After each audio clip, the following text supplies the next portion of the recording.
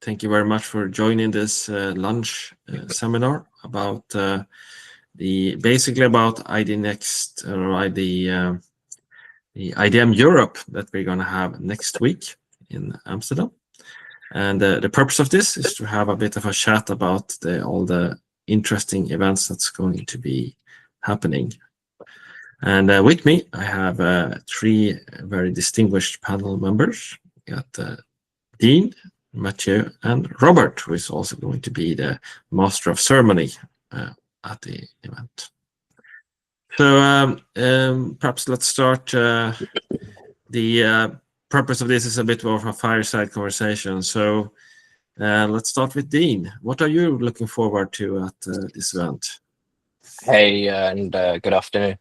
Good question. I think for there's a couple of interesting topics, and a lot of the same that we're seeing coming through over the last few conferences is around AI and how that can be implemented and how it can be utilized. Want me to go into deep into the topic, or do you want to keep it high level for now? So let's do a quick high level first, and then Okay. we'll get back to the deeper part. The AI, of course, your talk on AI and IAM is interesting, and Aditya's from Vodafone's talking around the modernization, and of course, I'm always interested in when vendors are bringing customers or clients. So with Raiffeisen and iProof doing a good talk together, I think they are probably the most interesting topics for me. So Mathieu, do you feel the same way? Do you have any extras that you would like to highlight? You know, I think these days, 2025, it's a little bit of an open door. I am so long on everything that's AI, agentic. I mean, it's exciting. I think it's new material. I think anyone who's been in the identity space for a while, you know, we've got these same patterns that keep recurring, and now we get another twist on it. I was at the Ping Universe yesterday, and I really got, you know, excited about what Ping's got coming up in the future. I know that, you know, Amada's got a really awesome, you know, roadmap and some cool things that are coming in there. And I really want to hear, are there use cases out there? Because I think this is where the curve for everything agentic, everything AI, and where I think we're familiar with the hype cycle. There's a lot of talk. There's a lot of stuff that's out there. There's some early adopters. I know within my company, we've got a few AI companies that are busy doing stuff. Is it really hitting the identity space? I'll be honest, it's emerging, should we say. And so one of the things I'm really looking forward to seeing and to hearing are where are there actual you know, implementations in the wild? What can we actually start to learn about AI and agentic in real contexts? And, you know, if you can't have that yet, well, then let's see what we're preparing for. What are the tools that we're going to have available? And what are the different questions that we have coming up? In addition to that, one of the things that I love about taking the time to go to a conference is really the human side of things. I think identities, it's in the name. Identities are all about identities, and we're all people. So one of the big things that I really enjoy about taking the time to go to a conference, it's not always, you know, automatic that you can get a day, is a chance to meet, you know, folks like yourselves, other colleagues who are working in the space, and have the coffee chats. So AI, you know, in all of its different forms, is really top of the line for me. And then there's a lot of other smaller things, but I love the product roadmaps and I love the people. That's me. So very interesting. Robert, do you have anything that you're really excited about? Well, there can be a challenge based on what Justine and Mathieu mentioned. So looking for more perspective, as you know, I'm already connected with the IDM Europe events for a long while. I think it's still a leading event for digital identity. It's bringing experts, organizations, innovators together at that part. So probably also an excellent platform for networking, collaboration, learning from peers and also thought leaders. And it fosters also long-term relationships. It's always a moment in order to meet their people, which are there in the identity space, and also learn not only from vendors, but also I think there are a lot of customer presentations where we can also learn and share best practices on that part. So I think it's really helping in order to have a meaningful exchange from from both professional knowledge, but also the shared goals are in identity management. And I know AI is really one of the hot topics that are there. But to be honest, I think there are organizations still struggling with the business as usual situations. I think that's also important to address, where we do have vendors are going in more to long-term vision. But I think organizations also are aching for help for the short term. And maybe something also discuss here later. But that's my opinion also for the event next week. I'm looking forward to be there, to be honest.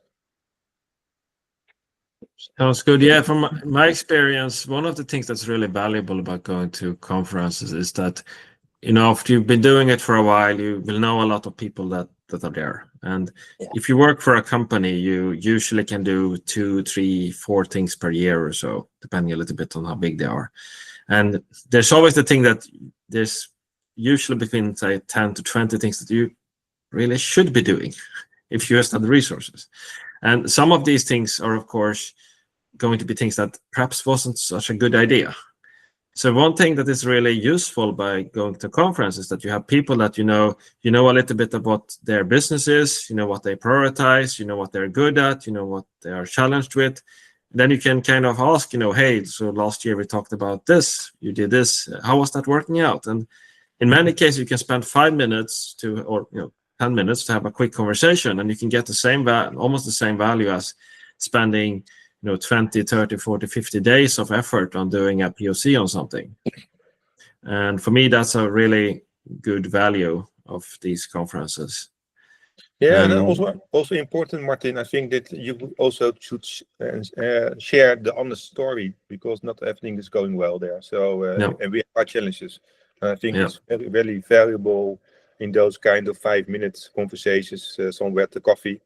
Yeah. I hope there is got good coffee next week, by the way, in order to discuss this further. And hopefully also, I'm not sure if that's a bridge too far, also hearing on the stage, where you have stories that said, hey, we were going to these kind of challenges and we solved this, because I think there are a lot of people there who would like to know how you can manage those things. Not within your own sector, you're working in the utility sector, for instance. I think a lot of the problems are the same in each sector. It would be great in order to share this, but I'm not sure how about Dean or Matthew think about this. Well, I think on that one, you hit one that I'm working in the energy sector as well, and I can only put a big +1 on everything you're mentioning there. When I think about the challenges of the vertical, really in a B2B space, these are the kinds of sideline moments where it's really tough sometimes for the front door to get there. So the party that I'm working with is really one of the central organizations in the energy ecosystem. And yet, you would think that from their position, it'd be easy to find the friends, to know who to talk to. You don't know who your colleagues are. So a moment like this, where you actually have a chance to get together with the colleagues in the vertical, you'd use that term, or in the ecosystem, the sector, the family, and to actually have the little bit of the side chat, and maybe put your thumb over who you're actually working for, and remember you're working for the customer in the end. The end user really shows up a lot. And I think to your point, Robert, is a really good one. These are the moments to really build those connections and have these things that help you out once you get home after there. So it's the knowledge, and that's why I mentioned the people so much, because I can reference a few different projects that actually came out of a conference before. Exactly.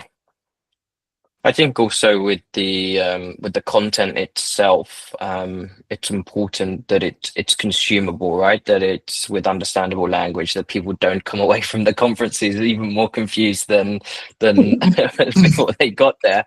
So sharing the challenges and the war stories it's important that there is that community, and I think the community is one of the best parts of this space, right? Is everybody kind of digging in, talking through their problems, and that knowledge sharing, without having to hire a big consultancy to come solve all their problems. Actually, the community of everyone, coming together and solving, whether it's cross industry or in similar verticals. It's as you say, it's the people makes all of this worth it, right?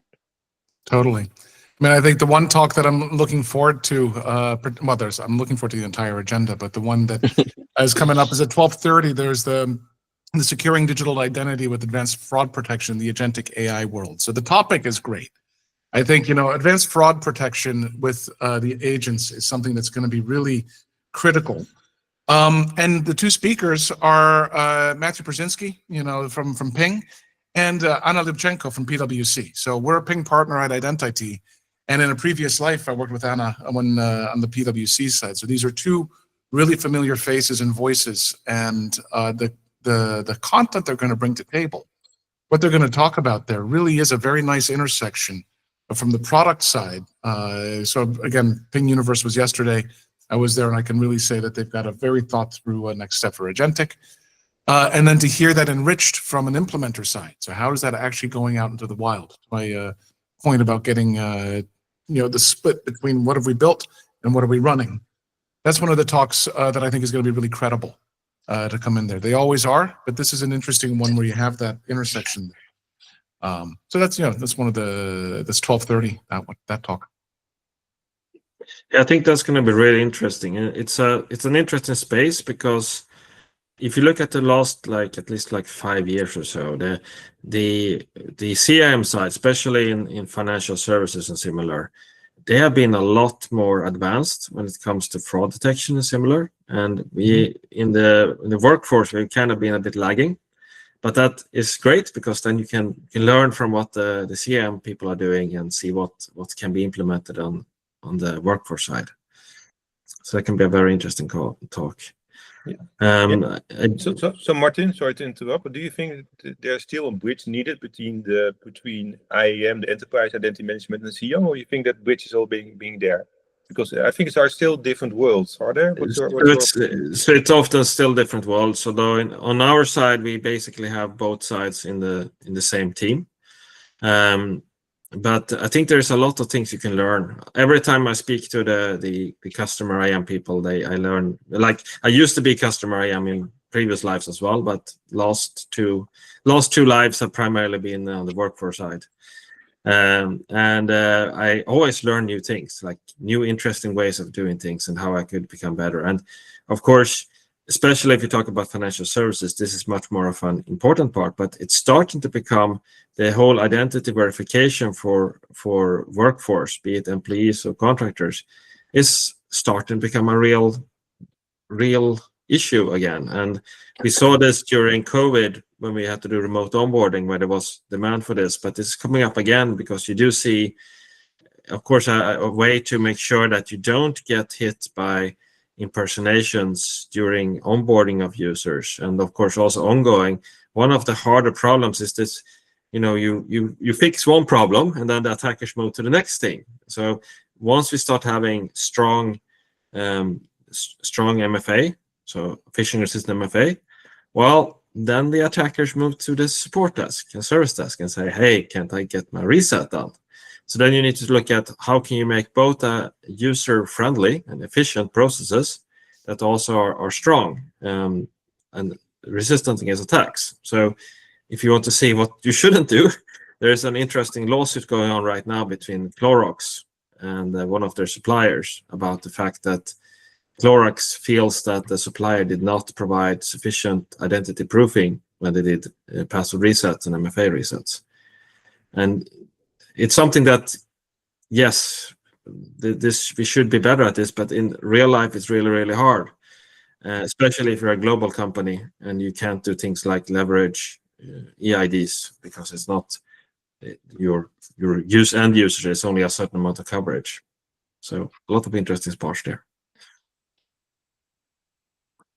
Okay. And interesting, because you mentioned ID proofing, and normally also like identity access management, you are part of a chain, so you have to deal with all kinds of external parties which have their applications.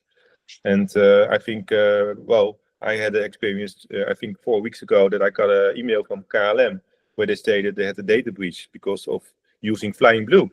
So I must admit, the first 15 minutes I was really to explore, is this really, is this phishing or is this real? It was all news, so it was real. Yeah.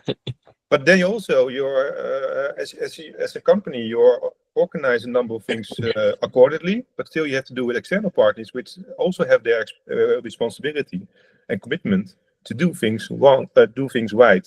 And in this case, there was an external party who had some breach. So although as an organization like IKEA or other companies where we're working for, you can do a lot of things accordingly to the things that you need to do, and also to the guidelines.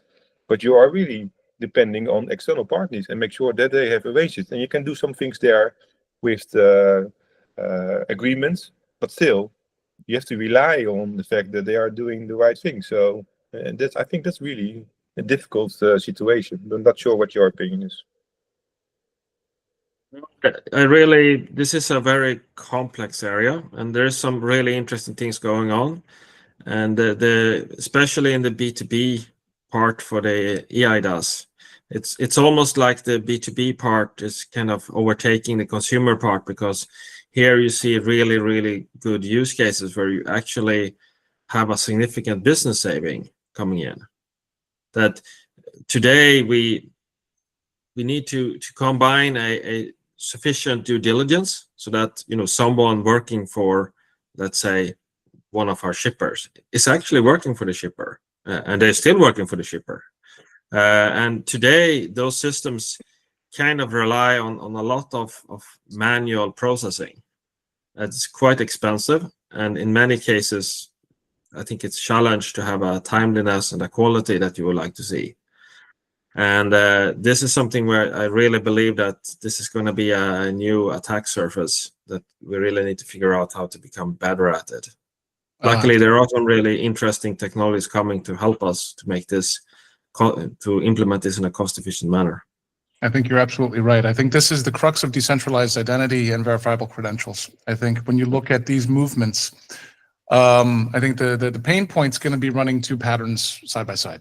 As we all move towards the decentralized world, we're not going to let go of the directories. We're still going to have all of that. And looking for the insights on how do you make that a little bit more elegant. I think if you take a look at your governance flows, I think Omada's got a lot of really interesting capabilities that are coming up. And I'm looking forward to hearing Paul Walker talk about that in the morning, say what are the real world examples that we see there.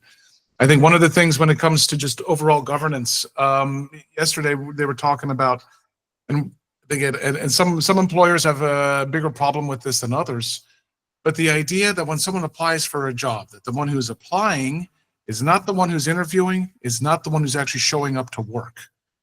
And actually, so just a very simple verification flow from each of those steps, and those kinds of characteristics are there. And when you think about the European digital wallet, how can that help?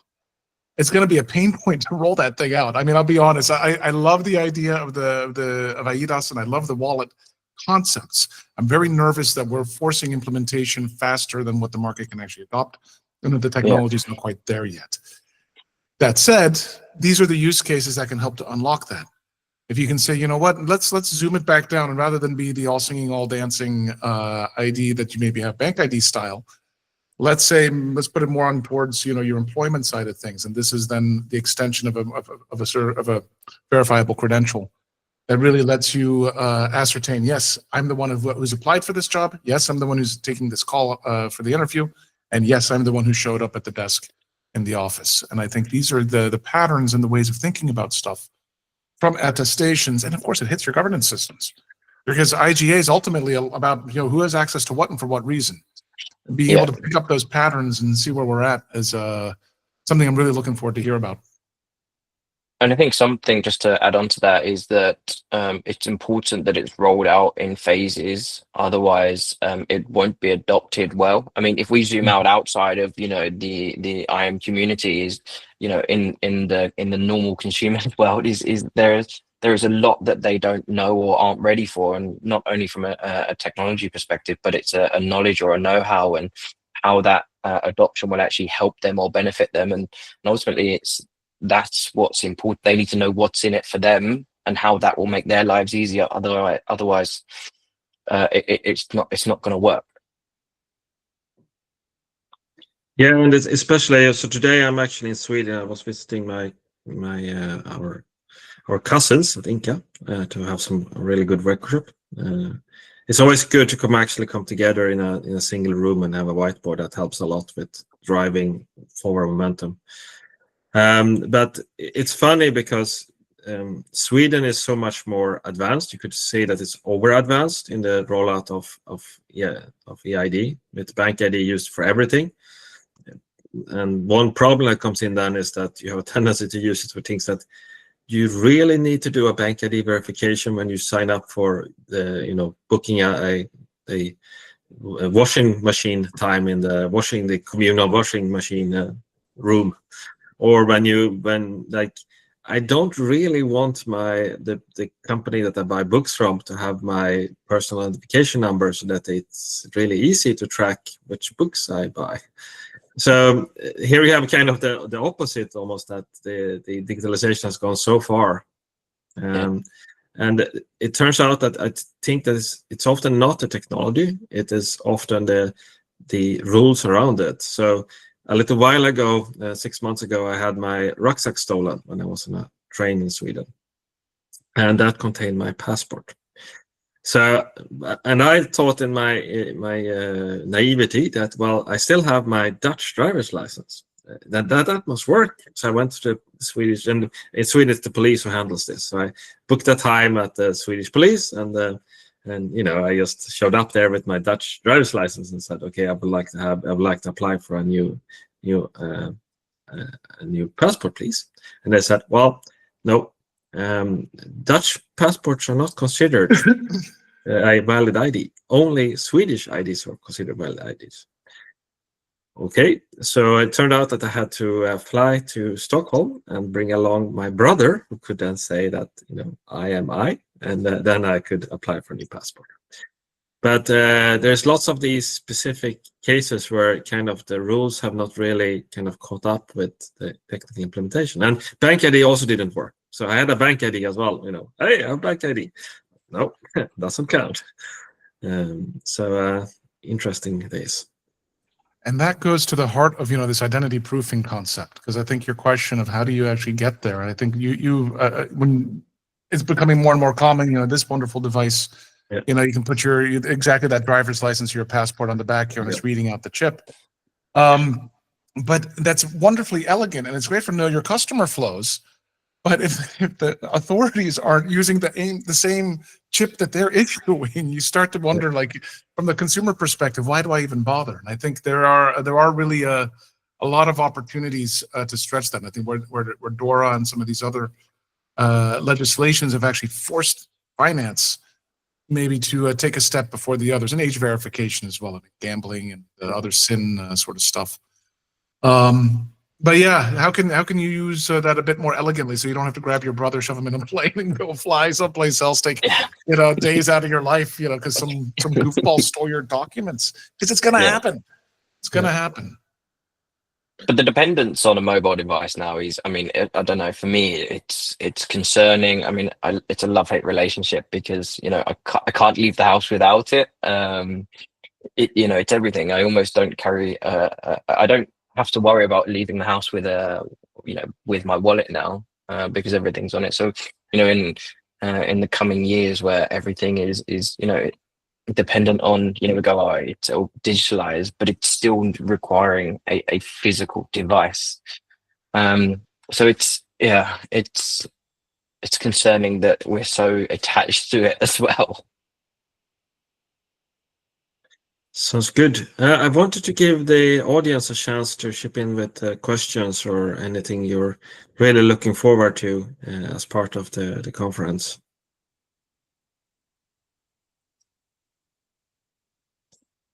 See if there's anyone in the audience that wants to pick this up.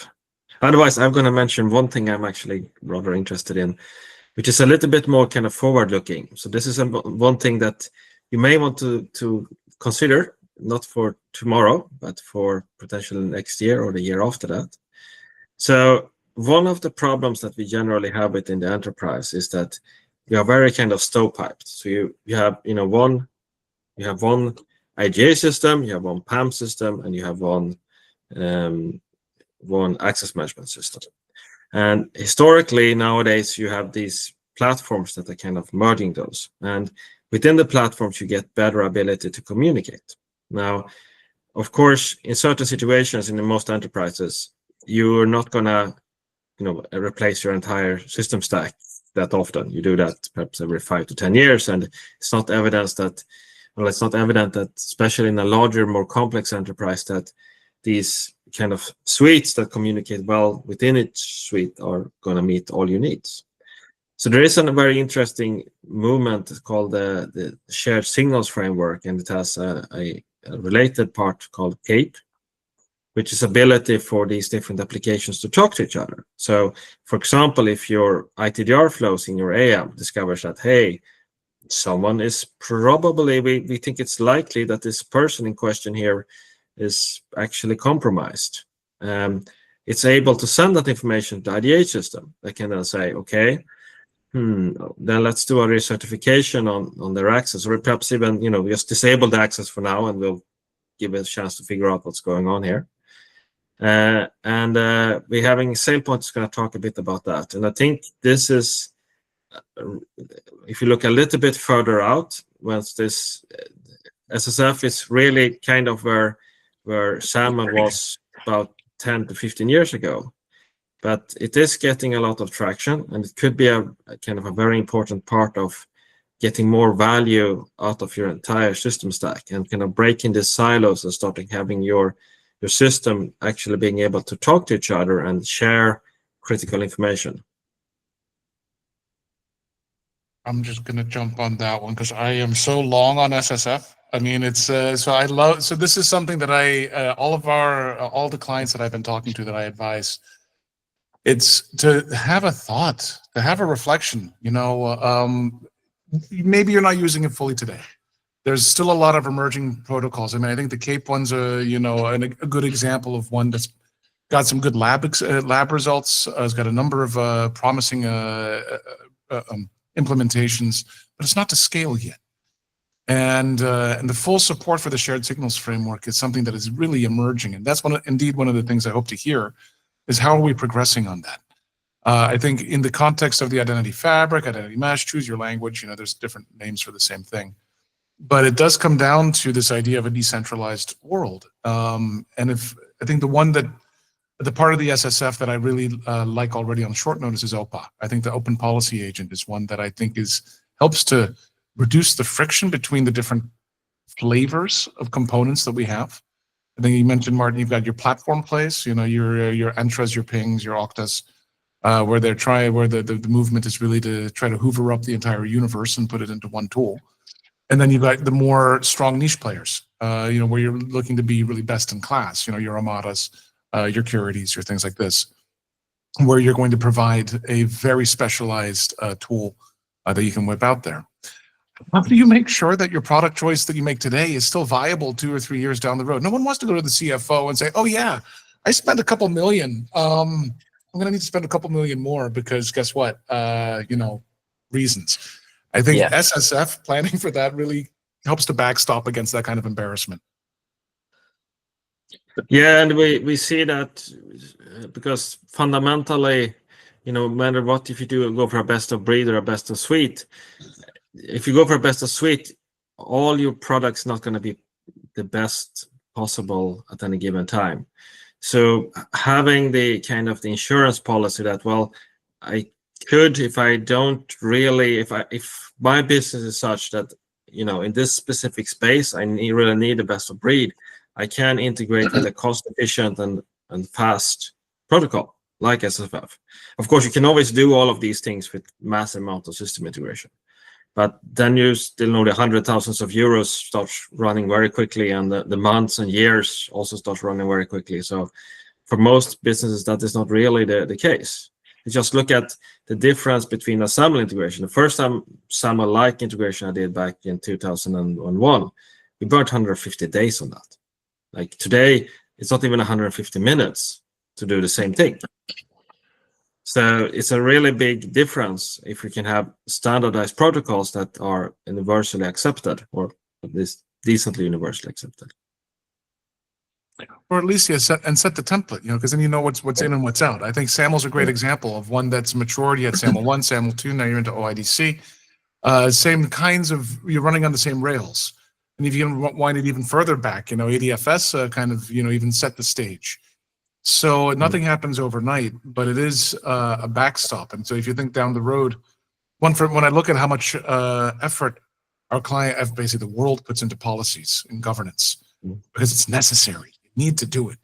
It's one of the foundation stones of security. It's one of the foundation stones of the cost management. So IGA really matters, but it can be really hard for people because it's the intersection of like, here the people show up. You're not just, with 2 or 3 developers in the closet somewhere. You really hit stuff that changes. It's dynamic, sticky, it's messy. And the more you can standardize that, I think you really do help the world out. It's a big unlock. Yeah, I think that's one of the biggest problems right now is there isn't too much standardization, and it becomes confusing because your word is there's too many flavors for people to consume, and it becomes confusing. I don't want to single anyone out, but sometimes they're putting best practices out which really aren't actual best practices. There are other people that are that have figured out better ways to do or solve these issues. And sitting in your side of the table is that you're speaking to customers that you go, hey, this is what we've done or what we can influence or show you. And I think that's once it becomes more standardization across the industry, then it will be easier and people facing less problems. But probably also, how do you explain this on the executive level? I think because if you're talking about shared secrets, which is really interesting topic, I think it also supports zero trust principles. I think it's also on the program, Martin, zero trust, and not been mentioned yet here. But if you're talking about zero trust principles in accordance to SSF, and talking about access decisions where normally largely were static, you are able to with SSF to react there on a dynamic way. So I think that really will help us. And like you just said, Mathieu, about using SSF is also break down the silos between organizations and systems. But is it the first topic that just be on the agenda to discuss this when you're going into an IGA or PAM solution? I'm not certain, but I think it's really important to understand if you are going to best of suite or breed applications, what the implications are, and certainly for the long term. And you put your so Fadi is going to talk about that in the afternoon from a Swift perspective, and of course he is really, really good at zero trust. So I'm really looking forward to understanding his viewpoint and his experience in this space. Yeah. So is it really a technical protocol, or is it more a collaboration which you're going to use in organizations? But what do you think? Well, it's the problem that if you don't have a standardized protocol, then actual implementation becomes very expensive. And what we do see right now is that not everyone is on the SSF Cape bandwagon yet. There are certain organizations that aren't. And they are basically building their own proprietary protocols and inviting their own buddies and building these closed ecosystems. And I do think that I'm hoping that we will be able this time to have a more of an open protocol part, that because from a consumer perspective, you really want to have the ability to have the flexibility to not be painted into a corner where you have to use a specific, you have to use a specific platform. And if you try to get anything outside of that platform, well, start paying the hundreds of thousands of euros. And the reality in an enterprise is just that it's so complex and it's so dynamic and moving that you aren't going to be able to perfectly forecast what is going to be what most important for your business 3 to 4 years into the future. Oh, spot on. I think one example that I was talking yesterday to someone who works for an organization that basically sits working with the different telcos, bringing in reliability data, things like how old is this phone number. So if you're using SMS for verification or for MFA or for any kind of OTP, someone just spin up this number yesterday. Is it a burner, or has this been a long-lived number, and a whole bunch of other data points that are related to from the telco space. And they were mentioning that they provided as signals inbound for ITDR. You can either take it as a full. They offer a number of different ways of making money, as everybody does. But one of the things that I found interesting is that they could be a bolt-on to a lot of these other points, because if they're just feeding in their signals, and then what application you're using to consume those signals, to make decisions based on it, that's up to you. But I want to know, how old is this phone number? It starts with that, for example. And if you have a framework, yeah, exactly. And then you when can you adjust understand the lifespan of that number, then you can evaluate the risk and treat it as it should. And that's interesting. Yeah. And things like that. And if you have a shared framework, and that's a shared signals framework, it's in the name. then these sorts of things, become possible. And so that's why, when you brought up the topic, I'm like, Well, I agree, but I also think it's about the culture of a company or the DNA. So you can have their shared signal framework, but if you don't have people there who are telling really about what the importance of this, and maybe your CISO is there, maybe one of the most important persons, that also needs to be there. So, and I know awareness is really an open door, and have a lot of meaningful definitions. But starting there in order also to make people aware of what you're doing, like the phone number or other things, that's also important. So culture is also important in the organization. Are you really aware of? And basically, with all the geopolitical things that are going on there, you need to be aware of this. So I guess Martin, IKEA has it in DNA or not. But I'm not sure if that's a question that I should ask now.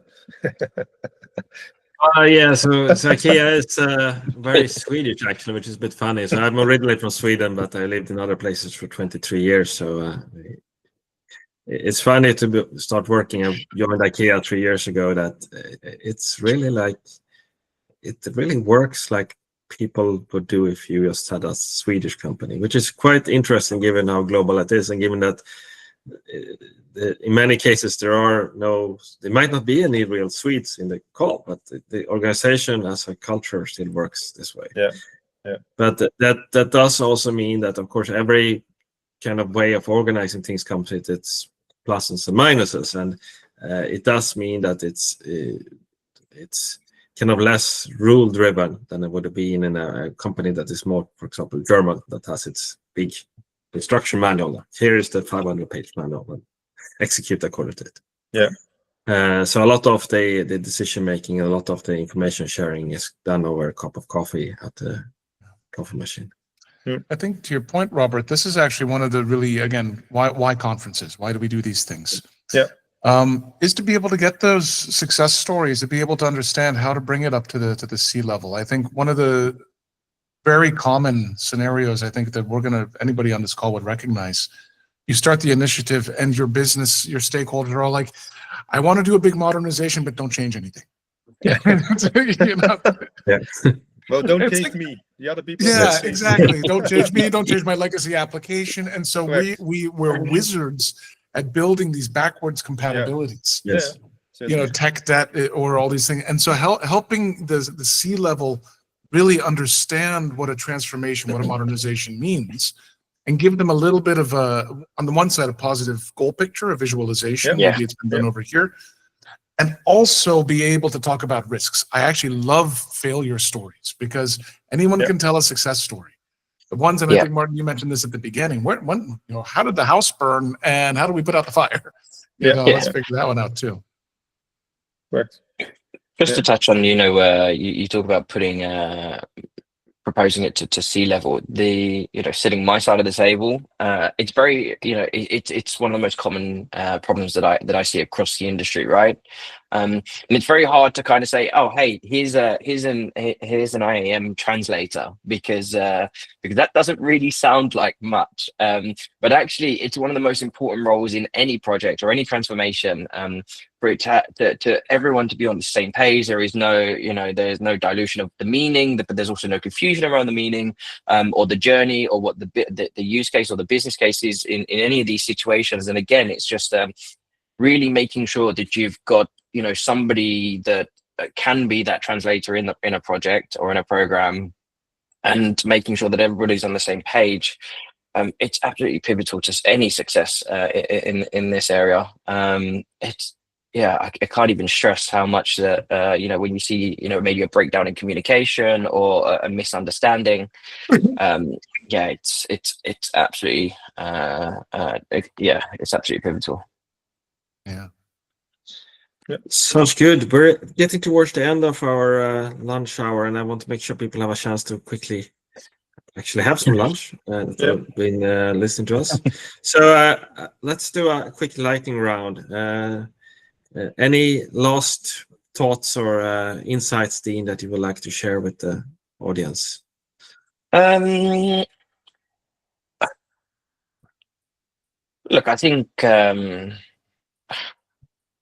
it's been touched on a little bit, right? I think the importance of these conferences, people coming together and people sharing problems is absolutely pivotal. As I said at the beginning, I really like to see personally, and also hear a lot from other people attending conferences, is that in the room there's always buyers, right? But not everybody's buying.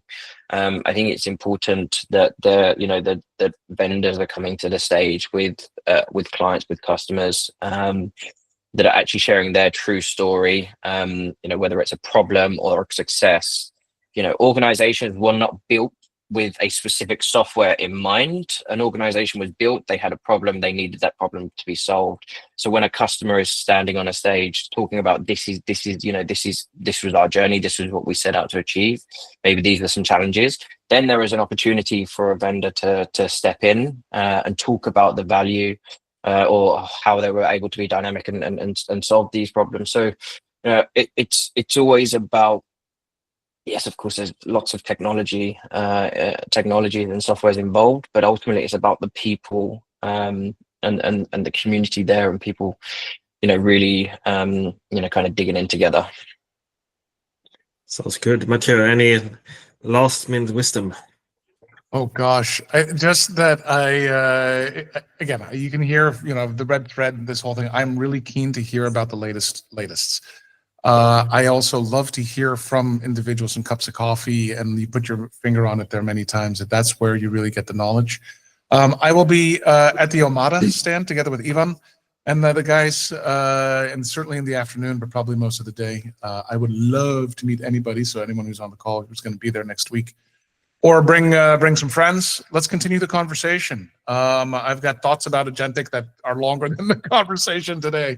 Maybe you disagree, and that's one of the fun things, is to actually have people tell you, you know what, I think you're full of, and then you think twice about what you say next time. And so that's also good. Those are, but yeah, it's good. It's going to be a good time. Yeah. Do you have some good goodies from the Omada store, Mathieu, or? You can actually register to win a Ferrari.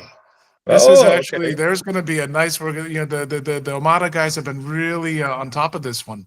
Okay. And there's an awesome prize. I mean, I know Ivan's on the call. I don't know if you're out walking the dog. I don't know if you're able to maybe just mention about the Ferrari there, Ivan.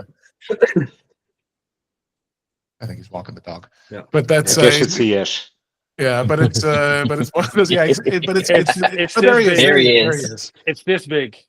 Yeah, it's a really big one. It's in my office, and my son's been asking me if he could please build it. So so yeah, we'll be sad parting with that gift, but hopefully somebody nice will pick it up. So come see Mathieu and myself, and make a chance to win. Sounds good. Then I wish everyone a great day, and I will see you next week. Looking forward to it. See you. Thank you. Thanks, guys. Yeah, bye-bye. Enjoy. Bye-bye. Bye. Thanks, guys.